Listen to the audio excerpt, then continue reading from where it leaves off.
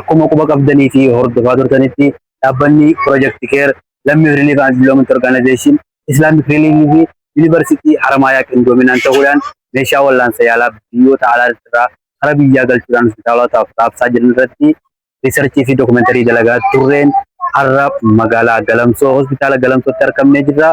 Hanga xumuraatti daawwachuudhaan nu faana tura.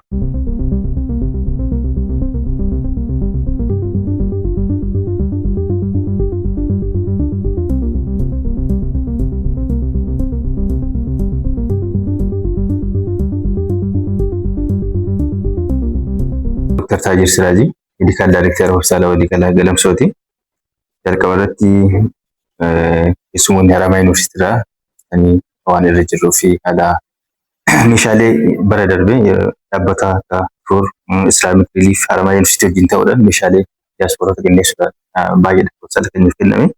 Kana qabatee haala itti fayyadamaa fi meeshaaleen kun maal maalidha jijjiirama isaan nu fidan. Nulaadhaaf waan dhuftaniif hedduu galatoomaa itti barbaada. Akkuma jalqaba irratti kaasuudhaan meeshaaleen gara keenya dhufan irra caalaan isaanii meeshaa meedikaal sappilaay jedhamanidha. Irra caalaan baay'eedhaan kanneen akka gilaavii, siriinjii, Israa'el gaawonii, meeshaa akka fiizishaan cheeriidhaati. Feesimaas irra caalaa IPC maateriyaal.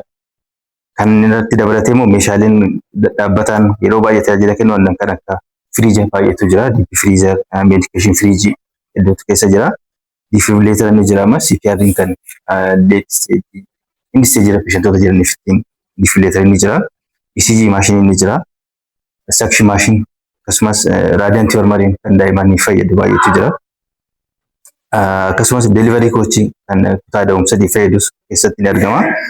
Akkasumas meeshaa baay'ee yeroo barbaachisaa ta'e OR teebilii ni qabna. Akkasumas kootarii maashin achumatti OR teebilii wajjin opereeshinii ittiin dalagamu meeshaalee kana keessa ni jira. Akkasumas beedii aayisuu gara 12 oliitti kan nu fidanii aayisuu beed. Akkasumas peeshant sappilaayisii baay'ee jira. Kanneen akka laayinii qabsoolaalee affatamuu kan daa'imman harka qalleeyyiif yeroo waaditti dhalatan kennamuuf keessa jira jechuudha. Kana yeroo jiru meeshaa kanneen ammas rispiraatorii maatiileera jedhamee kophatti warreen guruupitaan kan akka neebulaayizarii baay'ee keessatti yeroo baay'ee rakkan ni jira. Oksijiin deelivarii divaayisiin hundummaanu qulqulluu godhee jira keessa. Kanneen liistii isaanii kaaga tokkoon tuqee jijjiiramni isaan fidan ammoo meeshaaleen kun baay'ee nu fayyadanii jiran. Akkuma beekamu gara birrii baay'eetti bee miliyoona 50 ol jamaa kan tilmaamamu.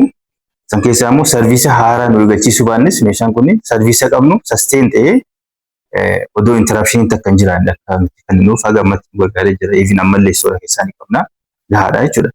Akkasumas yeroo baay'ee naannoo keenyatti amma power interruption jira. Humna ibsaatiin wal qabatee ifaan ni badaa. Laawundarii maashinii yeroo takka nu harkaa badaa jira. Baay'ee waan tureef kana kanas Israa'el gaawonii baay'ee waan qabnuuf direepoota Israa'el kana waan qabnuuf OR'n keenya yeroo tokko interact godhamee hin beeku. Yeroo maashinni achitti dhaabbate isaan fayyadamu. Baay'ee haga ammatti nu fayyadaa jiran isin ammallee gara fuulduraattis waan nu fayyadu baay'ee achi keessaa qabna. Maqaan koo Masarat Shimallis Jaamaa hospitaala waliigalaa Galamsoo keessatti kutaa peediyaatiriksii waardii keessatti itti gaafatamtuudha. Dhaabbileen afran Haramaayaa Yuunivarsiitii Islaamic Relief Lammii fi Project Cure gumaacha nu godhanii jiru. Egaa gargaarsi nu godhame booda fooyya'insi guddaan ni jira. Keessaafuu neebulaayizarri haalaan nu fayyadaa jira. Sireellee fayyadamaa jirra. Fankishinaalitii isaaniittis akka agartanitti san duratti kutaa HDU keessatti yookiin immoo kutaa ijoolleen haalaan ibsinu keessatti siree istaandaardii hin qabnu ture. Ammas nu ta'ee jira. Kun fooyya'insa guddaadha. Akka konfortii qabaatan taasisee jira. Neebulaayizarri illee haalaan nu fayyada jira. Gaaffii guddaan uumee jira. San duratti neebulaayizara hin qabnu ture. Ijoollee guruupii fi dhukkuba akka hafuura fudhatan yookiin ujummoon hafuura itti fudhataniin sun akka dhiphatu godhu sun isaan hiikama. Kan dura hin qabnu ture. Amma garuu san qabaachuu keenyaan haalaan fayyadamummaa isaa fidee jira. Maachi dhaabbileen afran kun nu godhaniin jijjiirama guddaa agarsiisnee jirra jechuudha. Dabalataanis galatoomaa jechuun barbaada. Dr. Aichoo Mogosin Jaamaa gaggeessaa hospitaala waliigalaa Galamsooti.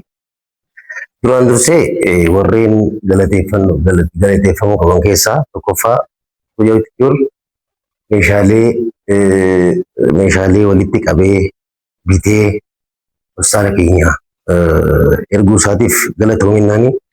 Meeshaaleen kunneen immoo qindoomina dubartii Haramayaa haga ishiin achii kaatee as qaqqabutti osoo nuti baasii kan baasiin nu biraan ga'uu isaatiif galatoominaani. Akkasuma dhaabbata lammiif riiliif Islaamic Relief leenjii nuu kennuudhaan akkasuma immoo meeshaalee baayomedikaalaaf ta'u tuurkiitti kan jedhamu san nuu fiduu isaatiif galatoominaa. Itti aansee diyaaspooraa biyya alaa jirtus dhaabbata Project Cure Yuunivarsiitii Haramayaa wajjin ta'uudhaan meeshaaleen akka nurra geessuuf gargaarsa godhaniif galatooma jechuun barbaada. Meeshaan nu bira geesse meeshaa hospitaalli keenya gaafa gatantaru gaafa baay'ee isa barbaachisu nu bira gahee waan jechaan ibsuu hin dandeenye ol nu godhee jira jechaadha. Fakkeenyaaf meeshaan gurguddaan nu bira warra teebil katarii maashin dental chair with its accessory maashina laaboraatoorii adda addaa nebulizer orthoset general surgery set radiant warmer incubator defibrillator hin qabnu ture akka hospitaala keenyatti jechaadha. Kanaaf meeshaaleen akkanaa dhuftee hospitaalli keenya tajaajila inni duraan kennaa jiru irratti tajaajila qulqulluu kennuu keessatti gahee guddaa bahatee jira jechaadha. San qofaa miti meeshaaleen sappilaay adda addaa fakkeenyaaf direeppoonni adda addaa istaandardii biyya alaatiin hospitaala keenya keessatti kan qophaa'ee istiraayil dan istiraayil jedhee akkasitti leebil ta'ee gargaarsa hospitaala keenyattiif godhaa ture. APC maateriyaal haga nan jaamne jechaadha. Sunis akkasumatti wanni godhaa ture jechaadha. Inni biraa meeshaalee keessattuu warreen deemuu hin dandeenye meeshaalee fiiziyootiraappii paaleetiif keerenda fiiziyootiraappii kan jennuun san meeshaalee akkasii harka qalleeyyiifis namoota deemuu hin dandeenye namoota miilli isaanii irraa murame gargaarsa nu bira argachaa gargaarsa isaan nu godhaniin harka qalleeyyiif kennaa turre jechaadha. Hospitaalli masalaa warri eegaluu keessatti hospitaalli galamsoo wanni qaba jechaadha. Harka keessaa qaba jechaadha. Meeshaalee isaan nu fidanis kan nuti qabnus gooneet warri buufata fayyaa masalaadhaa eegalsiisuu keessatti gahee guddaa qabnaa jechaadha. Kunis gargaarsa nu dhufeef saniif goonee jechaadha. Inni biraa sireedhaan wal qabatee hospitaalli keenya baay'ee shoorteejii siree qaba ture. Shoorteejii siree baay'ee qabna ture. Kanaaf sireen achii dhufte sun siree istaandardii qabdu firaasha istaandardii qabu wajjin dhukkubsataan keenya haala gaariin irra ciisee saayikooloojikaallee tiriit tahee patient quality of life dabalee jira jechaadha.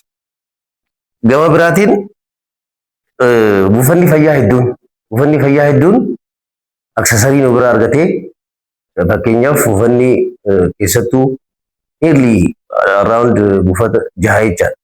Asii maateriyaal nurraa deeggarsa argataa ture jechaadha. Kanaaf san qofaa miti malnutrition keessattuu namoonni hanqina qaban as nu biratti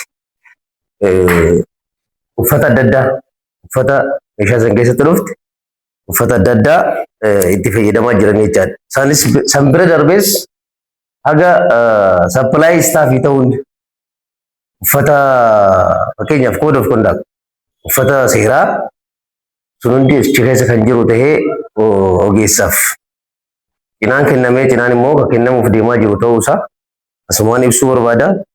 Akka waliigalatti dhaabbanni Cure Yuunivarsiitii Haramayaa dhaabbanni lammiif relief Islaamic Relief fi diyaaspooraan keenya haa galatoomanii. Maqaan kiyya Hambisaa Jawaariin jedhama. Saala waliigala galamsootti itti gaafatamaa kutaa daa'imman kichuu kanaati. So tajaajilli nuti kenninu akkuma agartanitti tajaajila si'ataa fi hedduu bu'aa qabeessa. Dura tajaajilli jiru meeshaalee tokko hanqina qabna ture. Osoo isaan gargaarsa nu godhin ture. So erga isaan gargaarsa nu godhan booda so tajaajilli keenyaas hedduu fooyya'uu danda'ee jira jechuudha.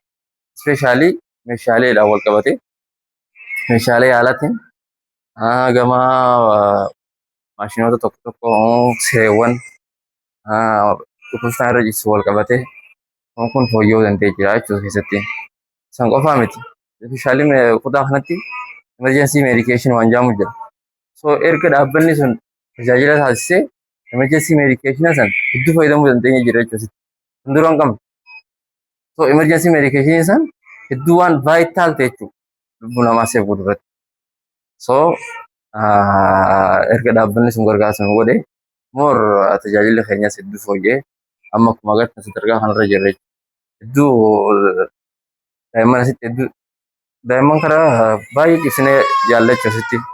Kanaafuu tajaajila keenyas hedduu haalaan si'ataa fi bu'aa qabeessa. So carruma kanatti fayyadamee dhaabbata kana hedduu galateeffachuun barbaada jechuudha. Hospitaala Galamsoo keessatti argamna. Hospitaalli Galamsoo hospitaala waliigalaati. Hedduminni nama kaachimenti eeriyaa jala jiraatu gara miliyoonaa fi 800,000 oliiti. Tajaajilamaan amatatti asitti dhufee galmaa'u nama 250 oli bara tokkotti jechuudha. Daa'imman miidhamaa jiru meeshaa gargaarsaa Haramaa Yuunivarsiitii fi Islamic Relief fi Project Cure Lammi Relief and Development Organization waliin ta'anii qindaa'anii deeggarsa godhaa jiran jijjiirama guddaa agarsiisaa jira. Hedduu itti gammannee jirra.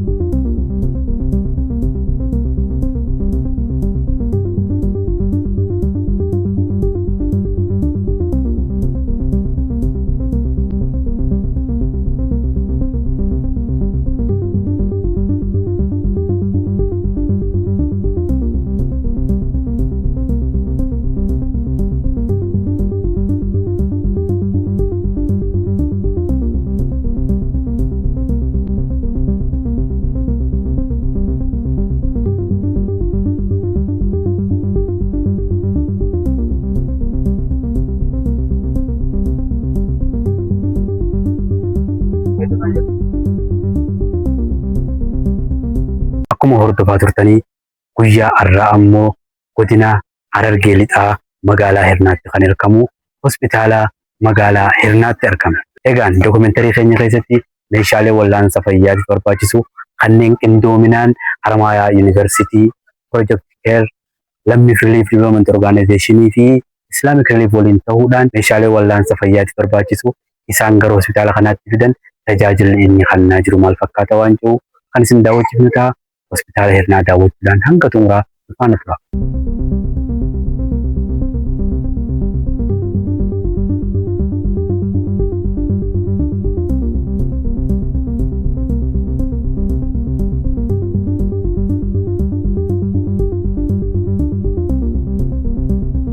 Maqaan kiyya Muhammad Daawid jedhama.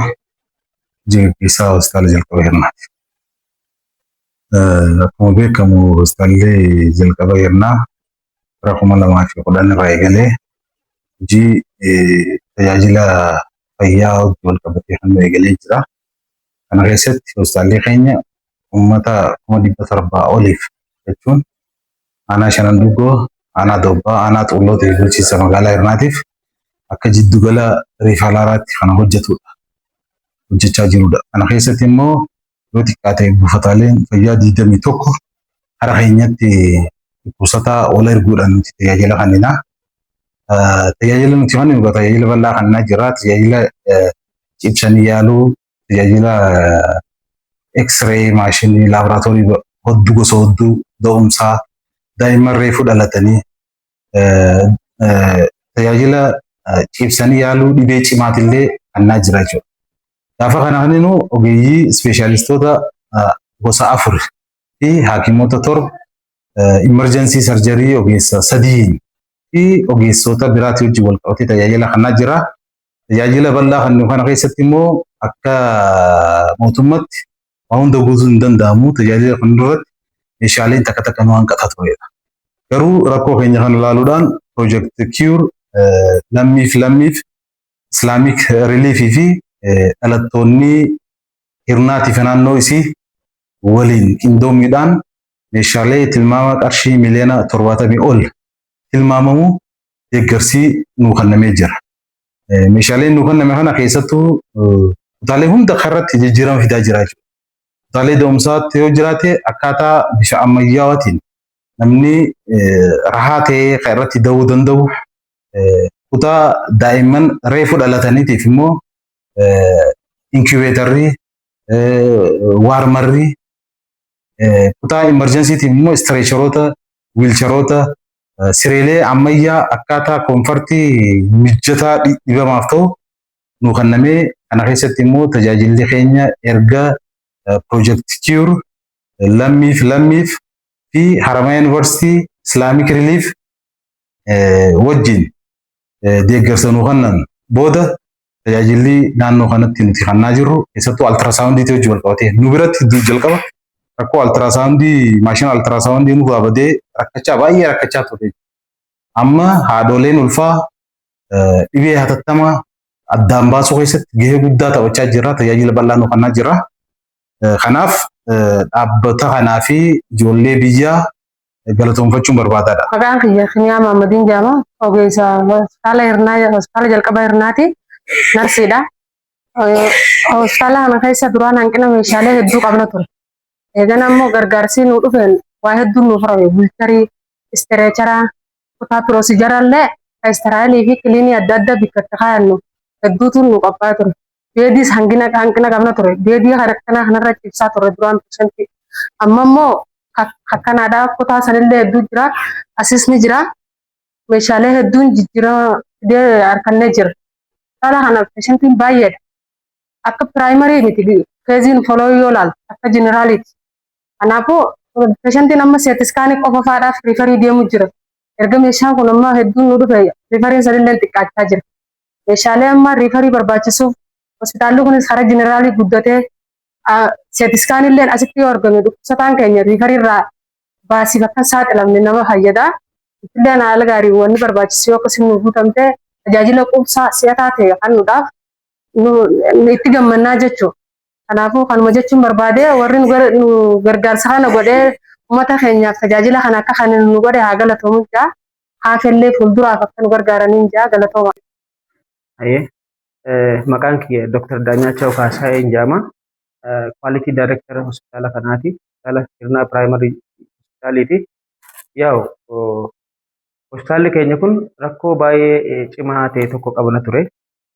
Osoonii fi deeggarsi dhaabbata Project Cure Haramaya University fi lammiif organizationii osoonii hin deeggarin dura rakkoo cimaa qabna ture. Fakkeenyaaf emergency irraa peeshantii fudhanii karaa laaboraatoorii wayidammoo X-ray geessuudhaaf rakkoo cimaa qabna ture. Siree gartee siree namni irra ciisu tanaan dhiibneetiin hanga altiraasaawundii geessu hanga X-ray imeejingii kaasuudhaa laaboraatoorii wanta takkaaf geessina ture. So hospitaalli keenya kun RTA seentariidha. RTA namni makiinaan gizee garagalee asii ka dhufu yeroo jalqabaa hoggaa asitti amma wantoota takka diagnoos godhuudhaaf imeejingiin dirqama. San geessuudhaaf akkuma reefu isiniin jee sireedhaan ka geessinu siree dhiibne. Eefa deeggarsi kun nuu kennamee booda garuu kan peeshantii keenya wanti imeejingii geessinu wiilcharii ittiin nuu kennamteen istireechara deeggarsa kanaan dhaabbataalee kanaan nuu kennamteen jechuudha. So kan biraa amma peeshantiin hoggaanii fi RTA wayidammoo rood tiraafik aksidantiin hoggaa irra gahe imerjensii keeziidhaan dhufa. Fakkeenyaaf hatattamaan sarjariin barbaachisuu danda'a. Bleeding arrest, pneumothorax, pneumothorax kan piroosijara barbaada. Hoggaa san kan osoo nuti nuun kan namte deeggarsi kun nuun kan naman immoo peeshantii akkasii san ganaa warri teebilii irra geessanii maal godhuun yaa'u akkuma isin himee jiru wiilcharii istireesharii hin qabnu ture sireedhaan dhiibnee geessina. Sa'aatiin golden taayimiin silaa inni saalveej itti ta'u sun ni dabra jechuudha. Garuu immoo deeggarsa piroojeektii kiwur islaamik riiliif haramayaa yuunivarsiitiin nu godhan kanaan wiilcharii istireesharii plus emergency preparedness table ka jedhamu jira. Inni kun emergency avail waan ta'ee jiruuf eefa deeggarsi kun nu kennamne dhibamtoota kiliyaantii gartee emergency procedure barbaadan san achumatti emergency preparedness table irratti procedure tubis ta'e bleeding minor surgery bleeding arrest godhuudhaaf maal godhuudhaaf achirratti meeshaan avail waan ta'ee jiruuf achirratti godhamaa jira.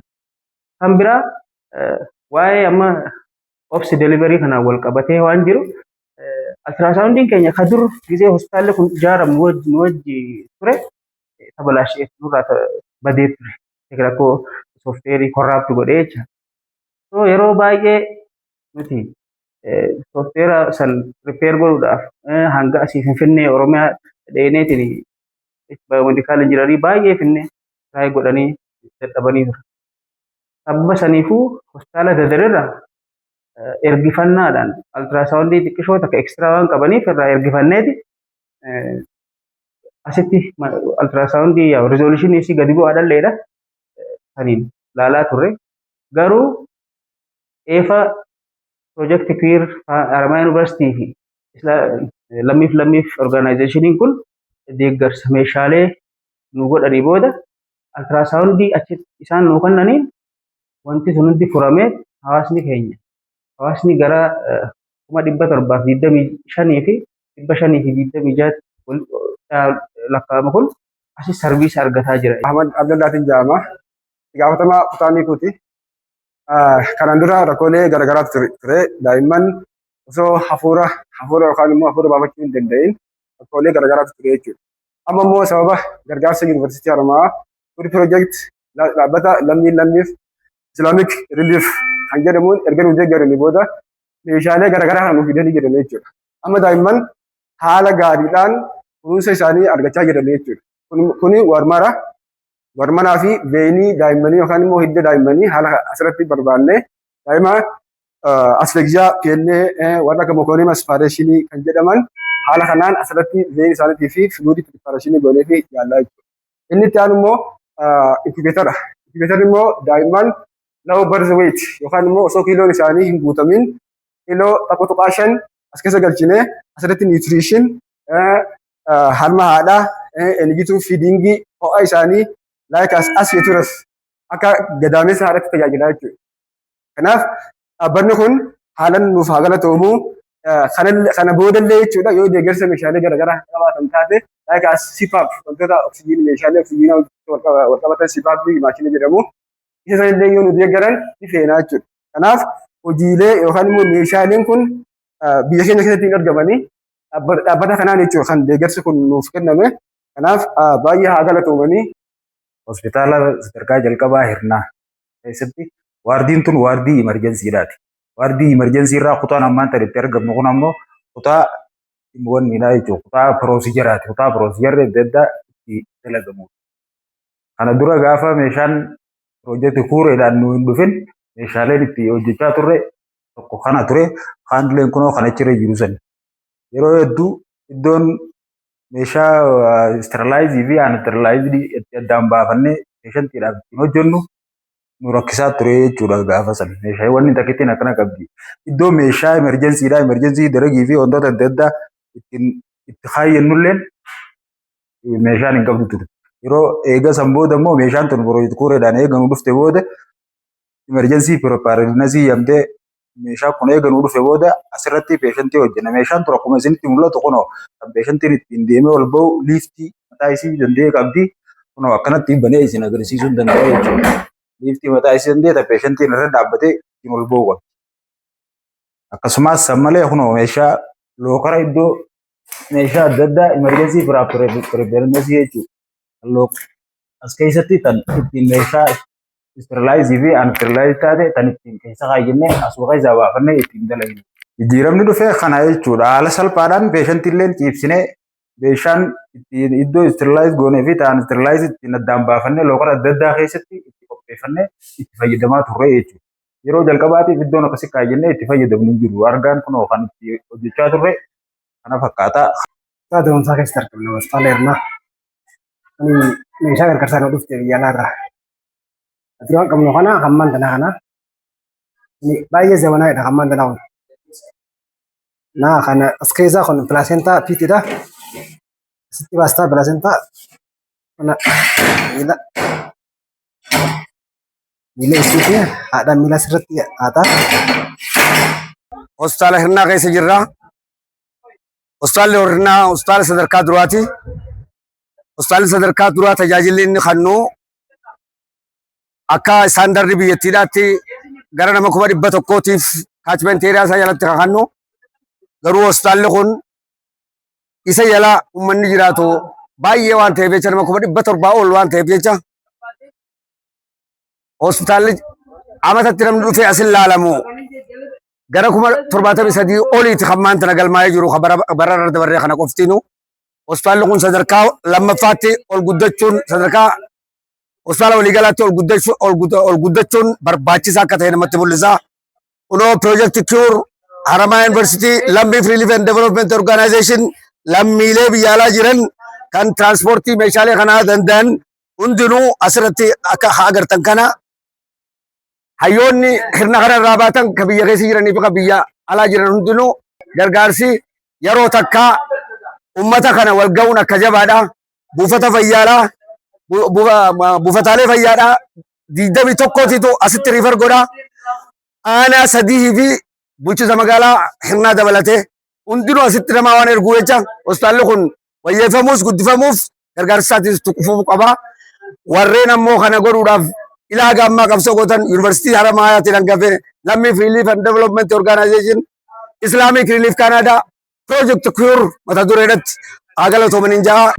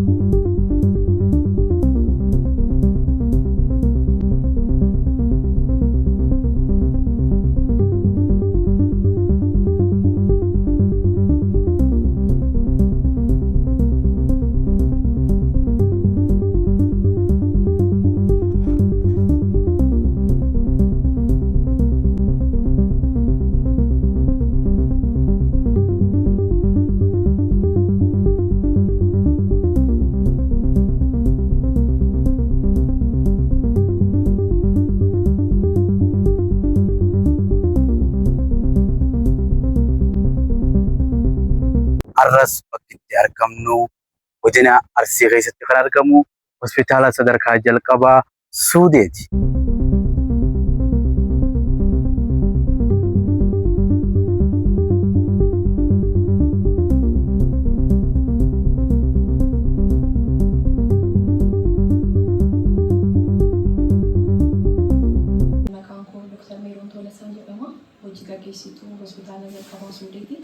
Hospitaalli keenya kan hojii jalqabee bara 2017 haga ji'a Hagayyaa keessatti jechuudha.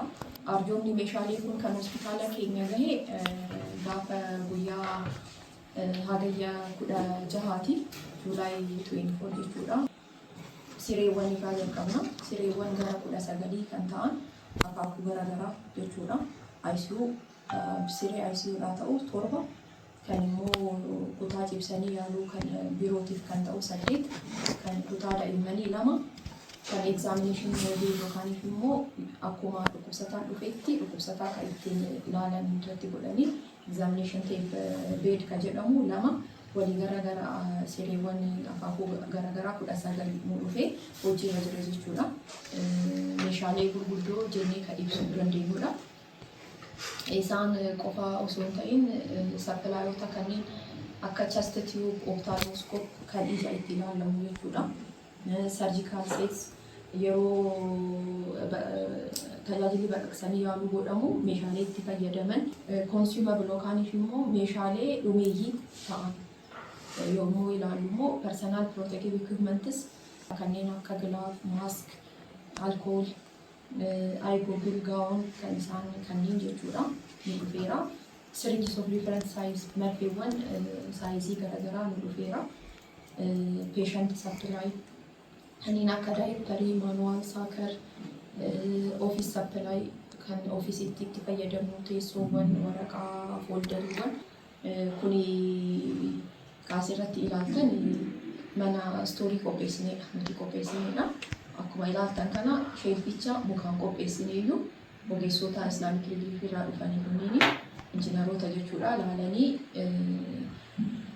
akkaataa itti qophaa'ee baay'ee itti gammadanii garuu turtiin isaa xiqqaa ta'a yoo mukaan ta'u sibiilaan osoo ta'ee bareeda ta'a jedhanii sibiilota nu fidanii achi booda sibiila sanarra kaa'uu dandeenye jira jechuudha.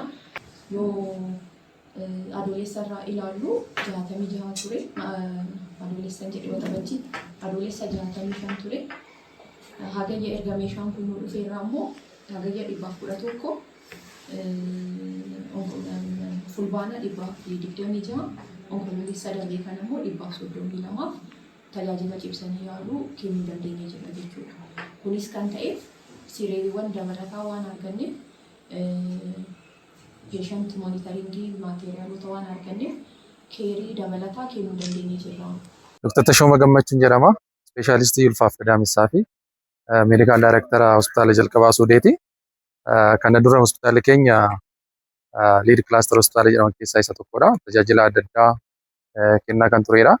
Haa ta'u malee saboota hanqina meeshaalee adda addaatiin keessattuu meeshaalee sireetii wal qabate meeshaalee ICUudhaaf barbaachisan fi qorichoota adda addaa dhumaatii konsumabal jedhaman saba saniitiin kan ka'e tajaajila hamma kennuu hin dandeenye. Kanaaf ji'oota muraasa dura qaamoleen adda addaa keessattuu Cure Project, Lammiif Relief and Development Organization, Islamic Relief fi hawaasni diiyaasporaa Itoophiyaa gargaarsa meeshaalee adda addaa nu raawwatanii turaniin meeshaaleen kunniin erga nu bira gahanii tajaajilatti oolanii booda kenni tajaajila keenya akka maleetti kan dabalee ta'uu isaa ibsuun barbaada. Dabalataanis satisfaakshiniin maamiltoota keenyaa ol ka'ee saba adda addaatiin saba meeshaalee hanqinaatiin dhukkubsattoonni gara hospitaala biraatti rifarii ta'aa turan akka gadi bu'u tajaajila gahaa asumatti akka argatanii fi hawaasni hospitaala keenyaas keessattuu hojjettoonni keenya hamilee gaariidhaan tajaajila kennaa akka turan ibsuu barbaada. Baqqalaa Mangashaa jedhama. Hospitaalli keenya kun gizee gabaabatti arganneettudha. Ardaataa adda addaatiin, qarqaarsa adda addaatiin as geenyee jirra. Ammallee dhufanii akkanumatti nu laalanii ayizoo nuun jechuu kanarratti baay'ee itti gammada. Asumaan aansee uummanni keenya, uummanni naannoo kanaa, uummanni miidhamaa ture, haawwonni keenya, obboleeyyan keenya lubbuun isaanii hedduu darbaa turanii jiru. Amma lubbuu sanillee nu baraaranii jiru. Ammaaf hospitaalli keenya kun guddata ilmoo reefu faca'ee qaayyaa margaa jiru waan ta'eef ammas warri nu qarqaare kun ammallee nurraa akkanaaf ne baay'itee akka kenneef galateeffata. Kanaaf eefiin gaafannaa nu iddoo haa dhaabatanii. Iddoon keenya kun immoo iddoo mijaa'aa sa'uu baatu mijaa'aadha jedhanii nu hordofuu kanatti baay'ee itti gammada. Kana immoo gammachuu keenya kana waa'illee nu haa jaalatu. Isiniin dhuftanii immoo nurraa kanas fuutan galatoomaa. Ammallee isin eeggannaa uummanni keenya uummata duubatti hafaa ture, uummata karaatti du'aa ture, algaarratti deemaa ture nu baraartanii jirtu. Har'a immoo daasbooraa ta'ee ardaataa warri nuu godhe dirijjiitiin alaallee ka keessallee haa galatoomu. Ani ogeessa asitti ogeessa narsiidha. Narsii ICUudha. Nuti dura algaa tokko qabna turre algaa ICU. Algaan keenya erga nu dhufe algaa lamaan nu dhufe. Algaa lamaan dhufe kana dura algaa tokko qabna algaan tokko sun immoo seeraniin fankishinaali miti. Amma algaa isaan kun fankishinaaliidha. Peeshentii keenya peeshentii kaardiyaakii rakkoo probleemii qabanii amma algaa akka barbaannetti adjesti godhannee akka barbaanneen yoonni jenna. Galata galchuu barbaanna. Ani as taa'ee akka meeroonitti miti kan haasa'u akka hospitaala keenyaa akka uummata aanaa suudeetti akka immoo warra keenya as nu ergee uummata kana tajaajilaa nu jedhetti afaan namoota kana hundaa yaada namoota kana hundaa qabadheen as taa'e waan ta'eef galata baay'ee guddaa ta'e galchuun barbaada. Cure Project Lammii Relief and Development Organization baay'ee galatoomaa jechuun barbaada. Isarraa naasee Islamic Relief Organization dhugaa dubbachuudhaaf yeroo garaagaraa deebiin akkuma mana isaanii galgala sa'a 4-5 duras turanii install godhanii ijoollee keenya waliin hojjetanii ijoolluma keenya waliin nyaatanii dhuganii rafanii asitti baay'ee nu tajaajilaa turan jechuudha. Isaan baay'ee galatoomaa jechuun barbaada. Harammayaa Yuunivarsiitii baay'ee galatoomaa jechuun barbaada. Arsii hospitaala jalqabaa hospitaala Sudeedhaa keessatti argamna. Har'aa hospitaalli kun egaa Project Impact Assessment ilaaluudhaa baaneef irraa hospitaala 6ffaadhaa keenya. Hospitaala 5 laalle keessaa guutumattuu hospitaala kana wanni adda isa godhu hospitaalli kun hospitaala Dooktara Dubraatiin Dooktar Meeroon nama jaamtu kan biqiltuu sanallee maqaa isiitiin moggaaftee bishaan obaasaa guddisu jirtuun hoogganamuu isaati. Hedduu namatti tolaa. Guutuu Oromiyaadhaa tifoonni kanarratti illee dhaamsa godhuu barbaadu dubara keenyaa fi akkanaatii fi dubartii teenyallee liidarshiipii irra akka dhuftu godhuudhaan hamilee isaanii eeganii namuu akka cimsu dhaammachaadhaatiin performaansiin as keessa jiruu fi haalli isiin ammoo itti waan hojjetame nu dhiyeessan tiimii isiidhaatii wajjin tiim ispiriitii tokko qabaatanii waan isaan nu dhiyeessan hedduu namatti tola. Yaadni isaanii tokkollee waliin dhabuu dhugaa jirtu dubbiirraa beekanii eega keessa deemnee daawwannees wanni hundinuu dhugaadha. Hojiidhaan waa hunda jijjiirama agarsiisaa mul'isaa jiranii ammoo namni isaan tajaajilan baay'inni isaa hospitaala sadarkaa tokkoffaatti wajjin waan waliin baadhanneef jecha nama 400 ol waan tajaajiluuf jecha buufata fayyaa 10 asitti riifar godha. Distriktii 2 isaan tajaajilanii waan kana ta'eef hospitaalli kunillee akka gara jeneraal hospitaalitti ol guddatuuf gaafiidha qabanii karaa biraatiin ammoo piroojeektiilee waan kanarratti hojjechaa jiran keessaa'u shelfiillee dhiyeessuudhaa fi akkasumatti baayomedikaal injiinaringii irratti ogeessotiidhaaf leenjii kennuudhaan baayomedikaal injiinara qabaachuu baatanillee teeknishaana isaanii cimsanii baayomedikaal tuuls kiits sappilaay godhanii fidanii yeroo dhufanii halkanii guyyaa nu to'achaa jiran jaanii Islamic Relief indoominaan Project Cure fi Lammii Relief and Development Organization Harammayaa Yuunivarsiitii hojii ta'anii biyya hunda wal gayaa jiran kana akkanumatti akkatti dhufuufan jechuun galata guddaa dhiyeessaniifiiti. Gargaarsi kun ogguu akka guutee nu dura addaan citaa uummanni keenya immoo hamileen isaanii eega takka ol ka'e akka duraa gadi hin deebine akkatti nuuf jechaa waan dhaammataniif jecha